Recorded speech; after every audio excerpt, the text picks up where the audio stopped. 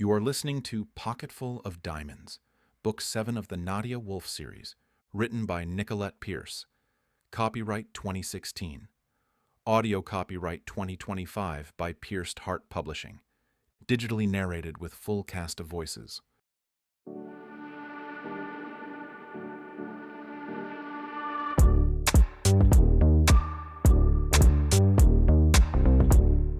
Chapter 11. Oblivion Never Came. Ian had flipped and flopped on the bed, strangled his pillow, guzzled more whiskey, and counted sheep until they blurred together, but nothing allowed him sleep. He stood and paced the hut, wondering what he should do. He knew what he wanted to do, but he also knew what he shouldn't do. Unfortunately, they were the same thing, but he could at least check on Gwen and make sure she was okay. He didn't see how he could sleep if he didn't. He quickly dressed and slipped on his boots. After grabbing a flashlight and shotgun, he left and made his way to the office. Half of him was sure she'd be gone, and the other half prayed that she would still be there. If his brothers ever found out how far he had fallen for a woman who would rather rob him blind, they'd hold that knowledge over his head for years. He wouldn't blame them, since he would have enthusiastically done the same if they were in his shoes. Just as he reached the office, the door opened and Gwen stepped out. She gasped in surprise when she found Ian only steps away. "What are you doing here?" He ignored her question. "Where are you going?" She looked to the black sky before settling her gaze on him. "I thought it would be better to leave now." "Now? In the middle of the night when no one could help you if you got lost or attacked?" She shrugged. "I knew this would be awkward." Ian tried to squelch the panic that threatened to consume him. It was dumb for him to leave his hut this late at night when no one was around, but at least he had a gun. Gwen didn't have anything to defend herself with. She didn't even have a vehicle in the village. How did she get here? "How were you going to leave? Were you going to steal my Jeep?" "No, I rented one. It's about a half-mile away."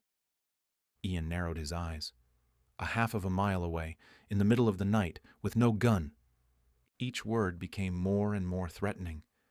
For God's sake, one snake could have swallowed her whole and they'd never find her. Not even her body. "Are you insane?" "No, I just thought—" "Thought? You didn't think at all." For the life of him, he couldn't control the anger that pounded at his ribs. She could have been snatched by rebels. Had she any idea what they would do to her? What they had done to him? Did she have any idea what he had done to escape? No, of course she didn't. "I'm sorry. She said, taking a step back toward the office. I'll just go back into the—" His hand flew out and caught her arm. "No, you're coming with me," "Where?" she asked, her voice edged with nervousness. "Ian, you're holding my arm too tight." "Do you have any idea what could have happened?" "I said I'm sorry. I'll sleep in the office until morning." "No, you're coming with me," he said again and steered her down the path to his hut. When Gwen realized where they were going, she said, "I don't think this is a good idea." And it wasn't as if she hadn't thought about it 1,000 times, but Ian didn't seem like himself. It was as if he was going to unravel any minute. She couldn't think of a reason other than maybe he suspected treachery on her part, which would have been temporarily true until she explained it to him. Thankfully, she bumped into him before she had done anything to provoke his already deteriorating mood. Her plan had been to sneak out to the mine, unearth as many stones as possible, and leave. It would look like she stole them and no one would be the wiser. Jasper would leave Ian alone and the leaked information would become invalid. Then she would clean and cut the diamonds, sell them, and wire the money to Ian. It could have worked, but not now. He practically dragged her down the path. She doubted he would let her out of his sight until she was secured in her vehicle and driving away from the village. "Ian, slow down." He didn't. "Do you realize how much danger you were about to put yourself in?" She didn't bother answering, since it seemed to be a rhetorical question, as he proceeded to scold her. She wondered at his anger. Was he truly upset because she was putting herself in danger? Or was it because she was leaving? She had a feeling she wouldn't get an answer if she asked. The way he was hurrying down the path was not by a man who wanted to share a night together, but by a man who was scared. He had never seemed that way before, and she wondered what had happened. He opened the door to his cabin, ushered her in, and secured it behind them. He leaned against it and took a deep, shuddering breath. "Ian, are you okay?" He didn't answer but walked over to a half-full whiskey bottle and brought it to his lips. He drank greedily. Gwen took the bottle.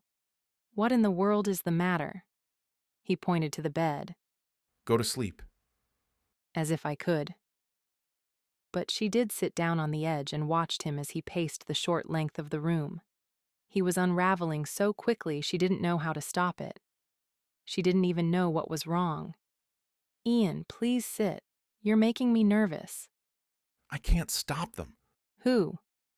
I can't. God, Gwen, if they take you too. "Take her?" Suddenly it dawned on her. The rebels. They aren't here. Aren't they? He still paced, his speed quickening. They could be in the forest now and we wouldn't have a clue. She took a moment to study him. He had seemed fine this evening at the party. What had happened between then and now? Ian swayed and seemed to steady himself, only to crumple lifelessly to the floor. "Ian!" she shouted and hurried to his side. "Ian, wake up!" She tapped her hand against his cheek. What in the world had happened? Should she get Gerard? After Ian's reaction to her leaving the office by herself, she was rather afraid to attempt it now. Gwen ineffectively waved her hand in front of his face, trying to cool him off.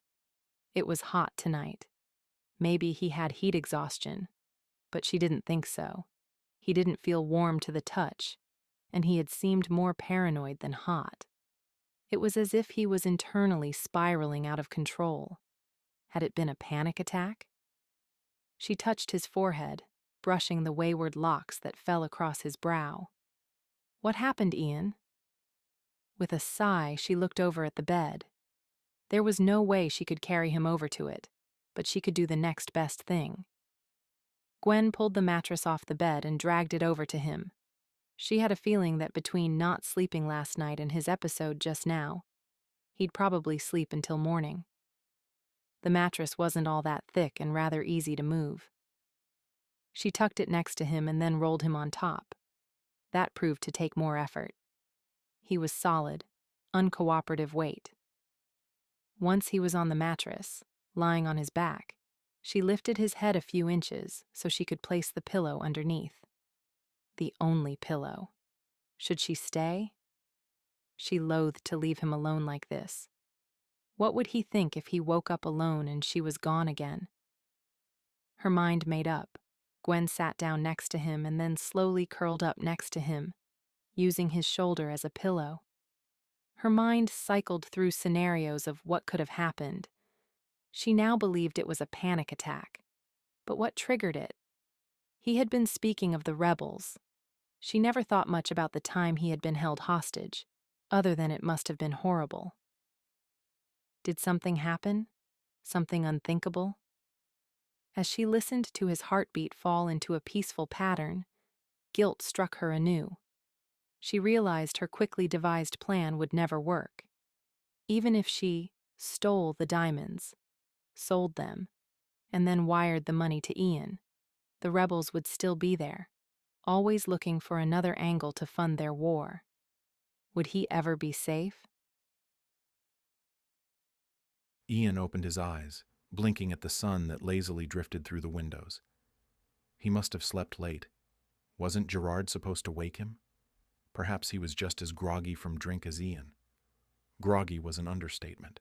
It was as if he was trying to navigate the mine with his head stuck in the mud. He would never drink whiskey again. Ever. Groaning, he tried to sit up but was pinned. He looked over at the blonde head that kept him in his spot. Why was she here? How did the mattress get on the floor? She hadn't left. Gwen had every opportunity to leave, and yet she was here, curled up next to him. He wiggled his fingers, attempting to get the feeling back in his arm without waking Gwen. She slept so soundly. He wished he could say the same for himself, but he did sleep soundly last night. It must have been the whiskey. He wished he could remember how he came to be on the floor with Gwen. He doubted anything happened between them since they were both still dressed. Interesting. Ian looked over to find Gerard and Manny staring at him through the open window. Go away.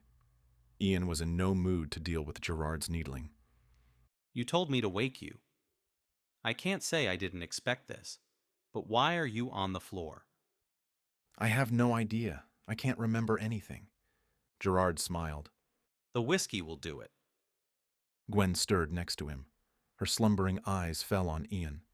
She stilled for a moment before asking, Are you okay? Besides a headache, yes. Why? You fainted last night. I never faint. You were pacing the floor and then you fainted. Pacing? Ian tried to remember, but he couldn't seem to piece together the night. There were just a few blips and audio bites. He had a bad feeling it wasn't just the whiskey that had felled him. He'd had panic attacks before. Could another one have been triggered? Is that why the mattress is on the ground? Gwen gasped and swung her gaze to Gerard. I didn't see you there. Hard to see anything when you're so cozy with the enemy. Ian is not my enemy. When he fainted, I had to move the mattress over here because I couldn't move him. And then you thought to protect him by jumping in bed with him. Stop! I was making sure he was okay. It's not like there's a phone to call 911. Since he seems to have survived, you can leave now. I will. I promised Ian I would. You seem to promise many things, but they're lies. Stop! Ian barked, and then held his head. He didn't recall any promises, nor did he give a flying pig. He just wanted to piece his life back together, and that meant mining the last of the diamonds and getting them to safety. Gerard swung around. Something had caught his attention. Jala, Ian is still asleep. He spoke in her native tongue. Before Ian could stop the intrusion, Jala opened the door, the edge bumping into the mattress. With her hunched-over frame, she immediately saw Ian and Gwen. And even though they were fully clothed, he knew without a doubt this would cause many problems. His suspicions were confirmed when she began scolding.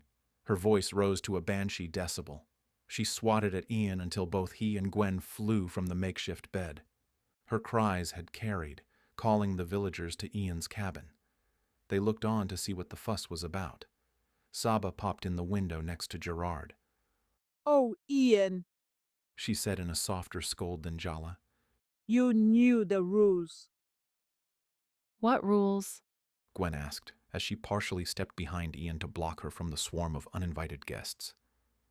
Ian growled a curse in frustration. Of course he knew the rules, but he wasn't expecting this. He didn't intend for this to happen. What's going on? Gwen asked. She was now fully behind him, her hand clutching his arm. There are rules between unmarried men and women. We broke them. We didn't do anything.